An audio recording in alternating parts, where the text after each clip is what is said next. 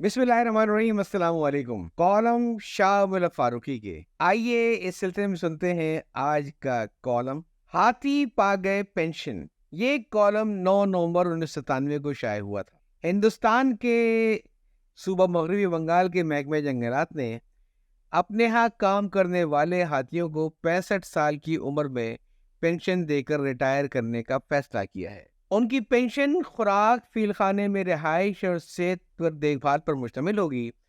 दूसरे इंसानी मुलाजमीन की तरह हर हाथी की अलग अलग सर्विस बुक रखी जाएगी, जिसमें मुतल्लिका हाथी के बारे में तमाम आदाद व शुमार और तफसीलात दर्ज की जाएंगी। मुबारक हो हिंदुस्तान के हाथियों को कि रिटायर करने के लिए उन्हें भी सुप्रीम कोर्ट के जजों वाली अहमियत दी गई है।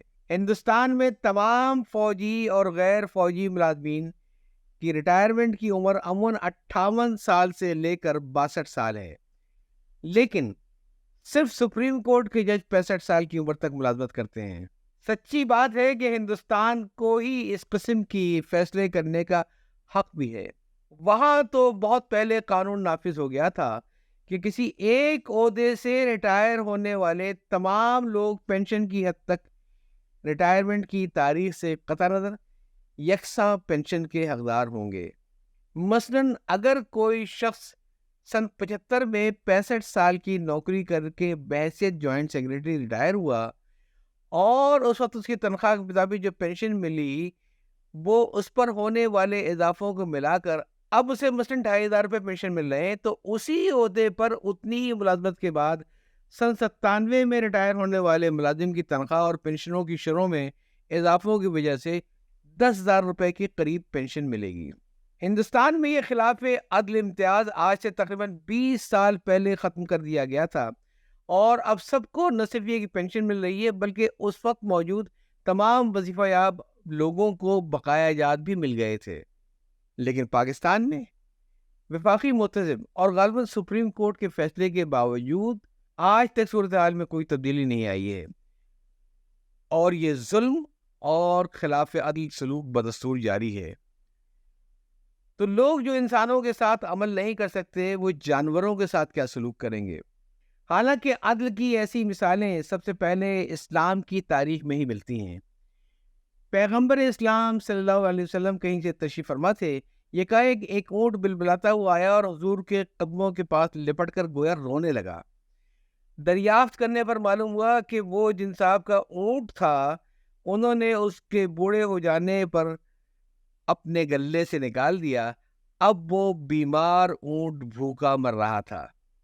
हुजूर सल्लल्लाहु अलैहि वसल्लम ने उन साहब को हुक्म दिया कि वो ऊँट को अपने पास रखें और उससे कोई काम लिए बगैर उसी खुराक और इलाज मुआवजे का ख्याल रखें। ये तो बताया गया है कि हाथियों की सर्विस बुक भी तैयार की जाएंगी, लेकिन ये नहीं बताया गया कि क्या इनमें भी इंसानी मुलाजमीन की तरह गजेटेड और नॉन गजेटेड का फर्क होगा, और क्या वो भी अपने ग्रेडों की कमी बेशी के मुताबिक एक दूसरे से ऊंच नीच का सलूक करेंगे। उम्मीद तो यह है कि ऐसा नहीं होगा, क्योंकि हाथी एक दबीज जिल्द का जानवर है और मोटी खाल वाले ग्रेड वगैरह का तकल्लुफ नहीं करते हैं। इस मसनूई तफरीक के लिए खाल का पतला होना बड़ा जरूरी है। यह भी बताया गया है कि हाथियों के सर्विस बुकों में उनके तमाम उंगलियों के निशानात भी जब्त किए जाएंगे। अगर ऐसा हुआ तो जाहिर है हाथी तो चारों पैरों के पूरा निशान लिया जाएगा। मुमकिन है इन निशानों की शनाख्त के लिए भी किसी लाल बुजक्कड़ की जरूरत पेश आ जाए। किसी गांव में लाल बुजक्कड़ नामी एक मर्देदारा रहता था। जिस मोहम्मे को कोई नहीं हल कर सकता था उसे वो फौरन हल कर देता था। एक बार उसके गांव में कोई हाथी गुजरा, उसे जाते हुए किसी ने न देखा था। जब उसके पैरों के निशानात देखे तो लाल बुजक्कड़ से रुजू किया गया। उसने देखते ही कहा, लाल बुजक्कड़ बूझ गए और न पूछा कोई, पाँव में चक्की बांध के हर नाना कूदा कोई। इंसान की बुनियादी जरूरतें 4 होती हैं: खुराक, लिबास, रिहाइश, इलाज। बंगाल की हुकूमत ने अपने मुलाजमीन के साथ रिटायरमेंट के वक्त इनकी सारी ज़रूरतें पूरी कर दी। بس اب لباس والی ضرورت رہ گئی ہے. یہ نہ سمجھیے گا کہ اس موٹی کھالوں والے جانوروں کو لباس کی ضرورت نہیں ہوتی. سردی گرمی سے بچاؤ کے لیے نہ صحیح, آخر غسل وغیرہ کے لیے تو اسے کپڑوں کی ضرورت ہوتی ہوگی. کیا آپ نے وہ واقعہ نہیں سنا کہ ایک ہاتھی کسی تالاب میں نہا رہا تھا, ایک چوہا وہاں آیا اور تاکمانہ لہجے میں اسے باہر آنے کے لیے کہا. ہاتھی نے وجہ پوچھی لیکن چوہے نے اصرار جاری رکھا. آخر ہاتھی پانی سے باہر آیا. چوہے نے کہا ٹھیک ہے جاؤ جا کر نہاؤ. ہاتھی نے کہا آخر کیا بات تھی؟ چوہا بولا میری چٹی گم ہو گئی تھی, میں یہ دیکھنا چاہتا تھا کہ کہیں تم نے تو نہیں لی ہے. تو اگر بنگال کی حکومت ہاتھی اور ہتھی ملازمین کی مراعات میں لباس کا بھی اضافہ کر دیں تو انہیں چوہے کی چڈی چرانے کی ضرورت پیش نہیں آئے گی. پھر شاید بنگال کی ایک مردہ صنعت بھی دوبارہ زندہ ہو جائے گی. 16ویں-17ویں صدی عیسوی میں جب ایسٹ انڈیا کمپنی کی شکل میں انگریزوں نے کلکتہ اور بنگال کے دوسرے حصوں پر امن قبضہ کر لیا تو انہیں وہاں کی پارچہ بافی کی صنعت کو دیکھنے کا موقع ملا. بنگال کے خصوصاً علاقوں میں جو بنگلہ دیش کے حصے ہیں, مسلمان جولاہے ایسا باریک ململ بنتے تھے کہ اس کا ایک پورا تھان انگوٹھی سے گزارا جا سکتا تھا. جب انگریزوں نے دیکھا کہ ان کا مقابلہ مانچسٹر کے جولاہے نہیں کر سکتے ہیں تو انہوں نے مسلمان جولاہوں کے انگوٹھے کٹوا دی, جس سے وہ صنعت ختم ہو گئی.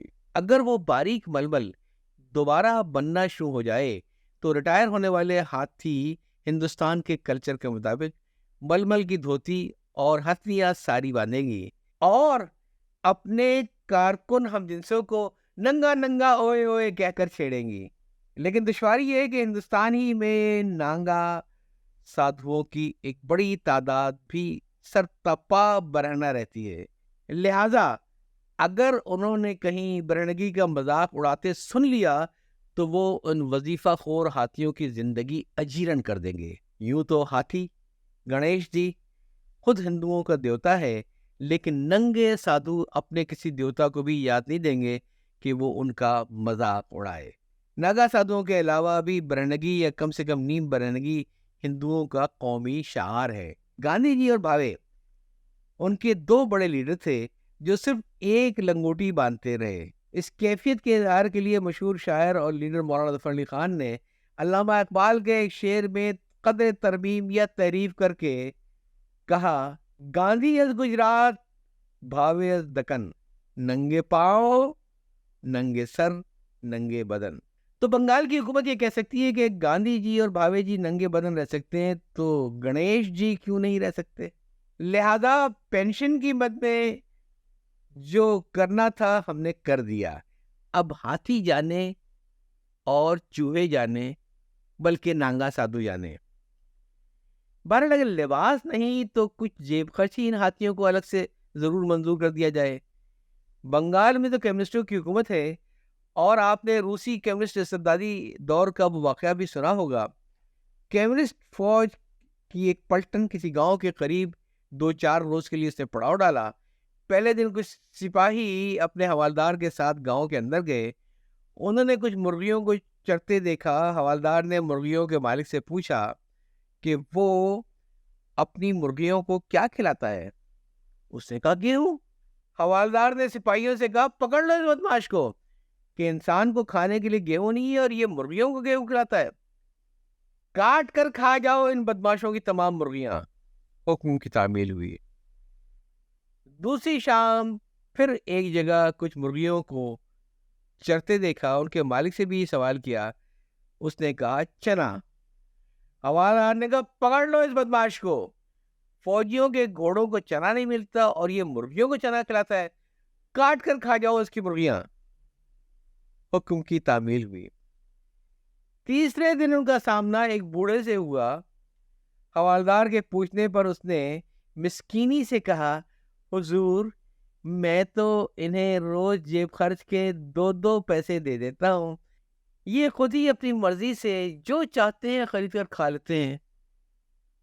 فوجی گردن جھکا کر واپس مڑ گئے.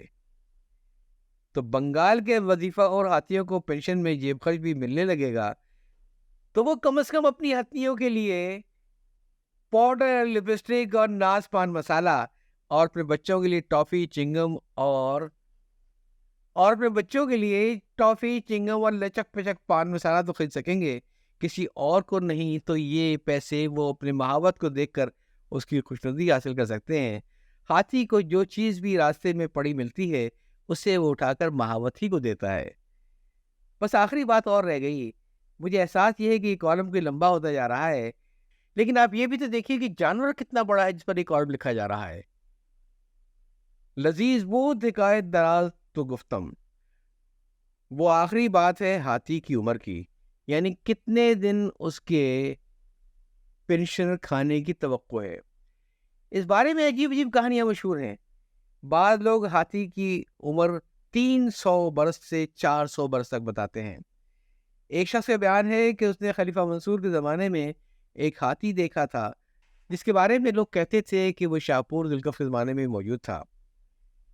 शाहपुर और मंसूर के ज़माने में 400 साल का फ़र्क था। एक अंग्रेज़ अफसर ने 1799 में सीलोन में एक हाथी को देखा था, जिसके बारे में बताया गया था कि वो 1656 में वलंदेजी हुकूमत में भी मौजूद था। बहरहाल आम अंदाजे के मुताबिक हाथी की औसत उम्र इंसानों की औसत उम्र के बराबर होती है, यानी तकरीबन 70 साल। गोया तवक्को ये की जा सकती है कि रिटायरमेंट के बाद बंगाल के हाथी 5 से 10 साल तक सरकारी खजाने पर बोझ बने रहेंगे। लेकिन हुकूमत को नुकसान बहरहाल नहीं होगा, क्योंकि जब भी कोई हाथी मरेगा तो उसके दांत बेचकर हुकूमत सारा खिलाया पिलाया निकाल लेगी। गोया जिंदा हाथी से काम, मरे हाथी के दांतों के दाम। और अगर किसी हाथी ने गैर मामूली तौर पर लंबी उम्र पाई, तो फिर क्या इंसानों में भी तो ऐसा होता है। कस्बों और देहातों में बाज ऐसे पेंशनर पाए जाते हैं जिनके बारे में लोग कहा करते थे, दरोगा जी ने नौकरी की तो 30 बरस और पेंशन पाई तो 45 बरस से खा रहे हैं। और फिर ऐसे ही गैर मामूली उम्र के हाथी पर तो टिकट लगाकर हुकूमत तमाशाइयों से पैसे वसूल कर सकती है। बल्कि अगर हुकूमत पाकिस्तान अपने मुअम्मर पेंशनरों की ज़ियारत पर भी टिकट लगा दे तो कैसा रहेगा। अब आखिर में एक आखिरी बात, और यानी हाथी का रंग।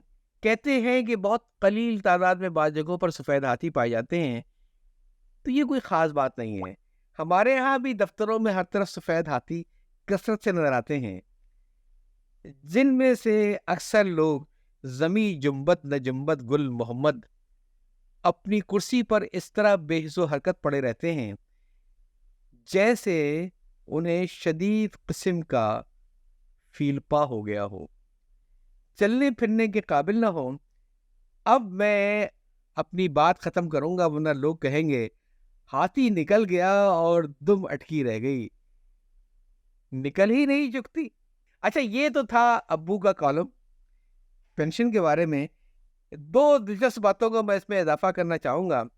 पहली तो ये कि जो अब्बू ने जिक्र किया है कि हिंदुस्तान में तमाम पेंशनरों को यकसा पेंशन मिलती थी, ऐसा नहीं था कि पुराने पेंशनरों को पेंशन कम मिलेगी। इस पर अब्बू ने कई बार कॉलम लिखे, कई बार खुतूत लिखे, इस मुहिम को चलाते रहे, और बिलाखिर पाकिस्तान की हुकूमत ने भी अब्बू और अब्बू जैसे बहुत से लोगों के इसरार पर उस चीज़ को राइज कर दिया कि अब कोई भी आदमी कभी भी रिटायर हो, एक ग्रेड से रिटायर होने वालों को यकसा पेंशन मिल जाती है। इसके लिए इस कॉलम के अलावा भी अब्बू ने काफ़ी एफर्ट की थी, जो मुझे मालूम है। अच्छा, एक दूसरी बहुत दिलचस्प बात इसमें यह है कि अब्बू ने जिक्र किया इसके अंदर कि बाद लोगों ने जितनी अरसा सर्विस नहीं की होती है, उससे ज़्यादा अरसे उन्हें पेंशन मिलती है। अब्बू ने किस्सा सुनाया पुराना कि दरोगा जी ने सर्विस की 30 बरस और पेंशन खाई 30 बरस से ज़्यादा। दिलचस्प बात यह है कि इसका इतलाक खुद अब्बू के ऊपर भी होता है।